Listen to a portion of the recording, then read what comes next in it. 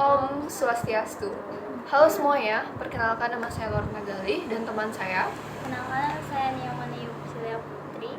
Oke, jadi teman-teman, pada kali ini kita akan membuat sebuah praktikum kimia yaitu terkait sel volta. Jadi sebelum kita masuk ke praktikumnya, kita bakal jelasin sedikit terkait sel volta.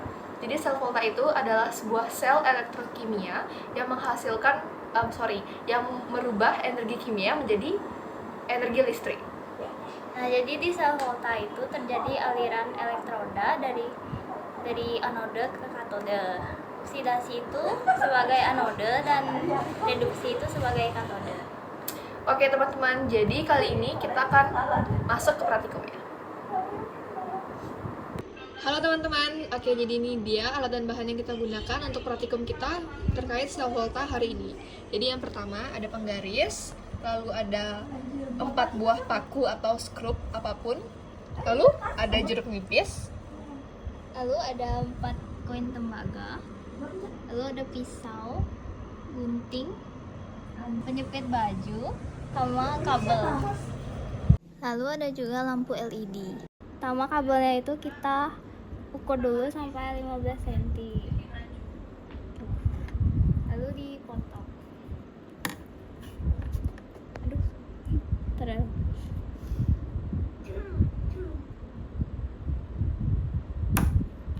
Nah ini dia kabelnya.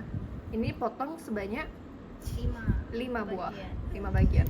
Oke, jadi setelah kita potong menjadi 3 bagian, kita bakal potong ini dibelah menjadi 2 menggunakan pisau. Tapi sebelumnya hati-hati ya, hati-hati untuk belah karena ini menggunakan benda tajam. Sebentar. Bisa pakai gunting, bisa pakai pisau. Ada lagi.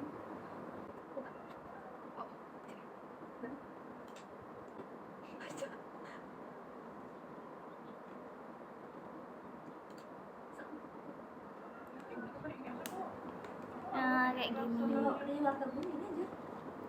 Terus akuin ke 3 kabel lain. Hati-hati ya teman-teman karena ini menggunakan alat tajam.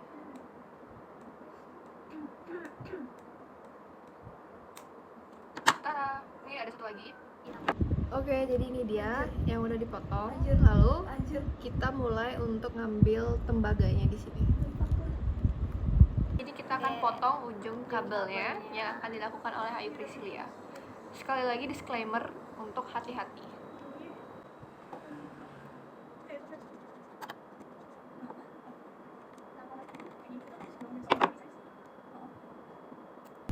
Oke, jadi ini dia yang udah dipotong sampai terlihat dari tembaga kabelnya. Itu dilakukan sebanyak berapa kali? Semua kabel ini di ujungnya ya guys. Jadi selagi teman saya itu memotong untuk agar tembaga itu keluar, saya akan potong jeruk nipisnya itu. Potong sekitar 3-4 cm mungkin. Kita akan potong menggunakan pisau.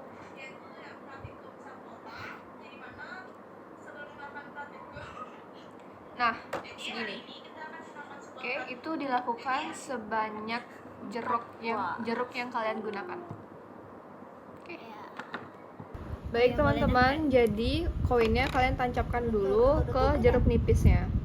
Oke. Lalu nanti kita akan nyambungin kabel tembaganya ini ke dalam uang logam. Ke uang logamnya lalu menggunakan penjepit buaya. Lebih lanjutnya kalian bisa saksikan videonya ya. Tuh. Oke, itu dilakukan dengan ketiga uang logam ini. Oke, jadi kita akan menyambungkan tembaganya ke dalam maksudnya ke paku. Jadi seperti ini ya guys. Tapi kita nyambunginnya ke yang udah disambungin di uang logam. Pelan-pelan ya, karena tembaganya tuh bisa aja dia keluar guys nih. Maaf ya burem tuh.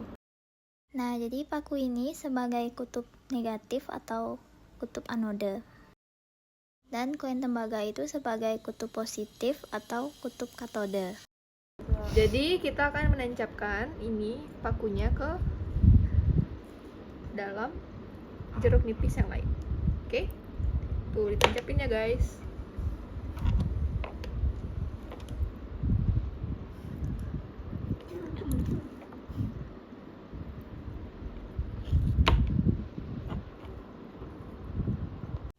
jadi pada koin LED itu terdapat dua kutub. Kutub yang lebih panjang itu sebagai kutub positif dan kutub yang lebih pendek itu sebagai kutub negatif. Jadi kabel yang ada pada paku itu kita lilitkan ke bagian yang lebih pendek. Dan untuk kabel yang ada pada koin tembaga itu kita lilitkan ke bagian yang lebih panjang. Nah, sudah menyala ya. Jadi dapat disimpulkan bahwa lampu LED ini bisa menyala tergantung pada seberapa kuat asam pada jeruk nipis ini. Nah, asamnya itu dihasilkan dari seberapa banyak air pada jeruk nipis ini. Jadi untuk menghasilkan air yang lebih banyak itu kita gulirkan dulu jeruk nipisnya supaya arus pada listriknya itu lebih cepat. Oke teman-teman, karena kita sudah ada di akhir video dan kita juga sudah membuktikan bahwa sel volta itu dapat merubah energi kimia menjadi energi listrik. Dan kita juga tahu pada kesimpulannya adalah kita dapat mengetahui bahwa sel volta itu adalah sel elektrokimia yang merubah energi kimia menjadi energi listrik. Dan kita juga tahu bahwa di sel volta ada yang namanya elektroda, yaitu tempat terjadinya Aliran anode ke katode.